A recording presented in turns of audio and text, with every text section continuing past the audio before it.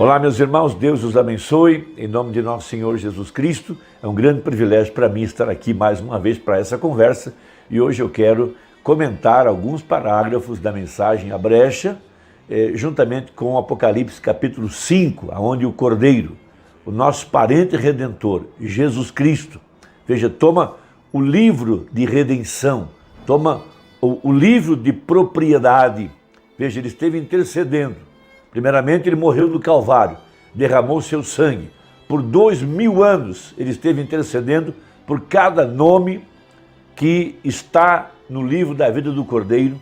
E agora, terminados os dias de sua intercessão, nos dias da voz do sétimo anjo, porque tem que haver um profeta, ou tinha que haver um profeta na terra, para que pudesse receber a revelação, para que pudesse captar os mistérios daquilo que estava acontecendo em Apocalipse 4, quando João vê uma porta aberta no céu e ele sobe, veja, ele é arrebatado para ver os eventos que estavam se desenrolando no ambiente, no mundo espiritual, onde nosso parente redentor, veja, se levanta do trono, veja, e ele vem com as suas vestes salpicadas, veja, de sangue, como alguém que esteve pelejando e prevaleceu. Ele vem para atender aos requisitos da lei que exigia um parente redentor, um parente que tivesse pago o preço, um parente que pudesse ser aceito como um parente para redimir tudo aquilo que Adão e Eva haviam perdido. Ele vem e toma o livro, em Apocalipse capítulo 5, verso 7. Esse foi um dos maiores eventos aqui no tempo do fim, relativos ao plano da redenção. Ninguém podia nem mesmo olhar para esse livro, nem mesmo ver, nem mesmo ler, muito menos interpretá-lo. Então Jesus Cristo, veja, aquele que é, que era e que há de vir, o primeiro e o último, o alfa e o ômega, aquele que não nasceu pela via sexual, que veio pelo poder da palavra falada. Veja, esse que foi aceito quando foi feito a investigação, se era parente do homem, de que família que ele veio, se pagou o preço da redenção, veja, se tinha amor para realizar a obra. Veja, a exemplo de Boaz e Ruth, ele se apresenta para tomar o livro da redenção. Veja, João chorou, porque se ninguém se apresentasse para tomar os direitos, o livro da redenção, tudo estaria perdido. Veja, ninguém ressuscitaria, a terra permaneceria por tempo indeterminado na mão do invasor. Veja, e João entrou em desespero quando ele viu que a lei requeria um parente, alguém que pudesse pagar o preço. Ele vem e toma esse livro. Veja, o título de propriedade daquilo que Adão havia perdido. Veja, lá em Gênesis, quando eles se apartaram de Deus, quando ele perdeu os seus direitos, quando ele perde a eternidade, perdeu os seus direitos, os títulos de filho do homem, filho de Deus, veja, e rei, veja, ele agora se apresenta, e quando ele se apresenta, veja, ele deixa o trono de intercessão, e ele vem agora para realizar a terceira parte do plano da redenção, que é a reclamação. Ele havia pago o preço, havia intercedido, mas nunca havia aparecido para reclamar os seus direitos, e ele vem agora, precisamente, com um documento de propriedade, como aquele que foi aprovado, que foi pesado na balança, veja, e preencheu cada requisito da redenção. Veja, e vem agora para reclamar os seus direitos. E a primeira parte da reclamação é reclamar a sua noiva, para que ela pudesse vir estar ao seu lado. Veja, ele a reclama, e ele traz sobre ela agora aqueles direitos que ele conquistou no Calvário. Ele vem agora com um livro na mão, um livro aberto, Apocalipse 10, e vem agora para estabelecer o seu pacto, um pacto de graça com a semente eleita. Zacarias viu ele vindo, veja, uma pedra cortada sem mãos, com 7 olhos, e essa pedra veio clamando, graça, graça a ela. Terminou o tempo de gemer, terminou o tempo de estar aprisionado.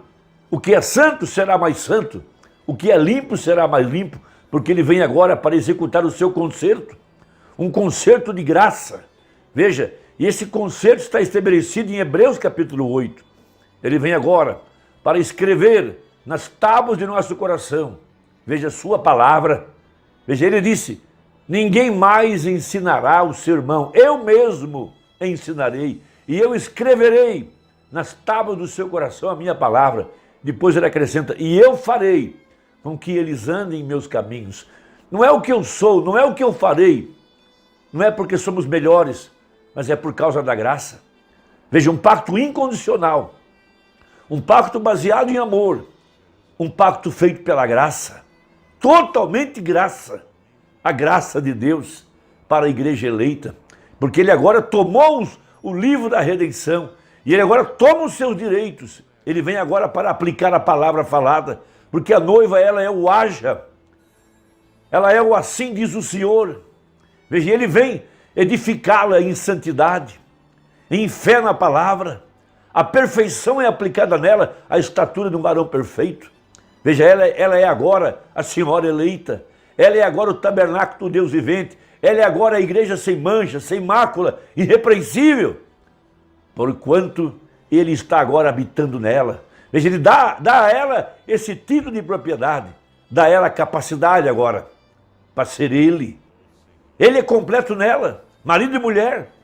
Que grande plano da redenção, meus amados. Então veja, e havendo tomado o livro, os 4 animais e os 24 anciãos prostraram-se diante do Cordeiro, tendo todos eles harpas e salvas de ouro cheias de incenso, que são as orações dos santos. Veja, e cantavam um novo cântico, dizendo, digno és de tomar o livro e de abrir os seus selos, porque fostes morto e com o teu sangue comprastes para Deus homens de toda tribo e língua e povo e nação. Veja, e para o nosso Deus os fizestes reis e sacerdotes, e eles reinarão sobre a terra. Veja, esses títulos de propriedade que Adão havia perdido. Veja, um sacerdote, um acesso perfeito, uma comunhão perfeita, uma comunhão com a palavra, uma comunhão com o Criador, uma comunhão com Deus, andando na luz e refletindo o amor de Deus. Veja, refletindo a glória da Shekinah, refletindo a imagem perfeita da palavra. Uma igreja agora estabelecida na estatura de um varão perfeito, iniciando por fé, fé no sangue, logo virtude. Virtude saiu dele quando aquela mulher veio e lhe tocou. Veja, virtude saiu dos lenços e aventais de Paulo. Virtude é colocar as mãos sobre os enfermos. Veja, logo ciência, logo temperança, logo paciência, logo piedade, logo amor fraternal e logo a pedra de coroa. Uma igreja agora, veja, andando na presença da glória da Shekinah, andando na luz. Essa é a igreja, o sacerdócio perfeito. Logo uma igreja agora com capacidade de reinar. Foi esse o título que Adão perdeu. Veja, nós não estamos no milênio, mas já estamos reinando sobre o velho homem, sobre o pecado, sobre o mundanismo, pisando a cabeça da serpente, expulsando os demônios, curando os enfermos. Veja, reinando, dominando, governando. Veja, essa é a verdadeira igreja. E agora uma igreja capaz de captar os mistérios da palavra, porque esse é o tempo da era da pedra angular, a coroa, a cabeça agora. Veja, é para captar os mistérios da palavra. Veja, porque sob esta pedra edificarei a minha igreja, uma igreja edificada sobre a doutrina dos apóstolos e dos profetas, uma igreja revelada, uma igreja que as portas do inferno não prevalecerão contra ela. Essa é a igreja, essa é a noiva, essa é a verdadeira igreja do Deus vivo aqui no tempo do fim. Agora veja, na mensagem, a brecha entre as 7 eras da igreja e os 7 selos, veja parágrafo 254 e 255. Veja, ele está agora com um livro na mão. Veja, através do seu corpo que é a igreja. Veja, pregadores, ministros, do quinto dia Efésios, chamando a igreja para se colocar ao lado da palavra, porque a palavra é Cristo. E ali há um único lugar provido por Deus para a adoração, que há ao redor da mensagem do dia. Veja, quando nós exaltamos a Jesus Cristo, através da mensagem do dia, veja, nós o estamos exaltando em espírito e em verdade, porque Deus é um espírito e sua palavra é a verdade. Quando nós não exaltamos através da mensagem do dia, e quando nós estamos elogiando aos homens, Onde nós estamos louvando aos homens e citando aquilo que homens falam, nós não estamos adorando a Deus, e sim ao diabo. Então veja, e aqui está ele como mediador do altar. Veja, só mais um pouco até haver outros mais que têm de sofrer como vocês. Ele disse isso, as almas debaixo do altar. Mas agora ele vem daqui, neste último selo, o sétimo. Veja, e ele não é mais mediador, ele é rei, rei agora. E o que ele faz? Se ele é rei, ele tem de ter súditos. E seus súditos são aqueles que ele redimiu. E eles não podem vir diante dele até que ele tome os direitos da redenção. E agora ele se apresenta de mediador, onde a morte nos colocou no sepulcro. E ele se apresenta com os direitos. Essa é a mensagem da hora. Essa é a palavra. Veja, agora parágrafo 266 a seguir. Veja, os selos foram abertos. Por quê? Na última era da igreja. Para revelar essas verdades. Porque o Cordeiro abriu os selos e os revelou à sua igreja para juntar seus súditos para o seu reino, sua noiva. Veja, ó que coisa, ele quer trazer seus súditos para si agora. Veja, ele está executando sua palavra, trazendo à igreja a completa obediência nesse dia, que é isso? Do pó da terra, do fundo do mar, dos abismos, de todo lugar e de toda parte, das regiões da escuridão, do paraíso, onde quer que eles estejam, ele chamará e eles responderão. Amém e amém. Ele chamará e eles responderão. Nós estávamos dentro de uma sepultura religiosa. Veja, nós estávamos habitando nas regiões, veja, da sombra da morte. Nós estávamos mortos em delitos e pecados. E nós ouvimos a sua voz: sai dela, povo meu. Veja, a igreja sendo chamada, os mortos ainda não ressuscitaram, mas os que estavam mortos dentro do sistema organizado, a primeira parte da voz de arcanjo, já tem se levantado. Veja, era um vale de ossos secos, e agora eles estão andando sobre a terra como um exército. Aleluias! E ele vem para recolher seus súditos, e ele revelou os seus segredos. Eles viram isto. Veja, a necessidade da revelação da palavra: sob esta pedra edificarei a minha igreja. Ele está executando a palavra falada. Veja, e já não há mais tempo. O anjo já levantou, colocou um pé na terra, um pé no mar, e disse: já não há mais tempo. Veja, naquele tempo, o tempo acabou, está concluído. Muito bem. Ele deixa o trono, deixando de ser intercessor, como um cordeiro morto, para ser um leão. Veja, rei para trazer o mundo a juízo. É aí onde nós estamos, amados. Por isso, o profeta usou Lucas 17. Veja, na maior parte de suas mensagens, para falar de segunda vinda, dos dias da vinda do Filho do Homem, para pregar que o reino de Deus já está aqui.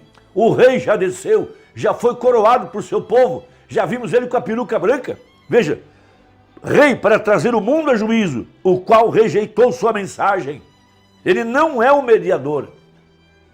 Mas, veja, o plano de Deus, a misericórdia pregada, a mensagem da hora. Veja, os eleitos são selados, mas para aqueles que rejeitam, ele derrama uma praga temporária. Nós estamos na pré-tribulação, no quarto selo, pragas caindo sobre a terra, os vulcões estão explodindo, terremotos por toda parte. Veja, inflação por conta de corrupção por toda a sujeira. Veja, nós deixamos de pregar a verdade e o socialismo invadiu o Ocidente. E disse o profeta que aqueles que não foram no arrebatamento se tornarão escravos desse sistema, porque rejeitaram a verdade da palavra, não quiseram ser livres para ouvir o evangelho. Então serão escravos de Satanás.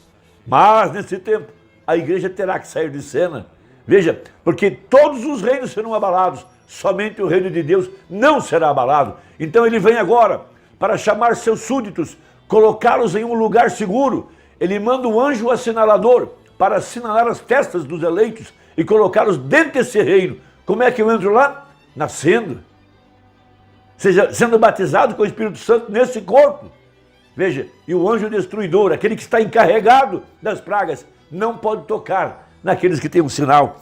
Veja, ele deixa o trono deixando de ser intercessor, como um cordeiro morto, para ser um leão, rei, para trazer o mundo a juízo, o qual rejeitou sua mensagem. Ele não é mediador. Lembre-se do ensino do Antigo Testamento agora, enquanto nos apressamos, quando o sangue deixava o propiciatório, em que se tornava tribunal.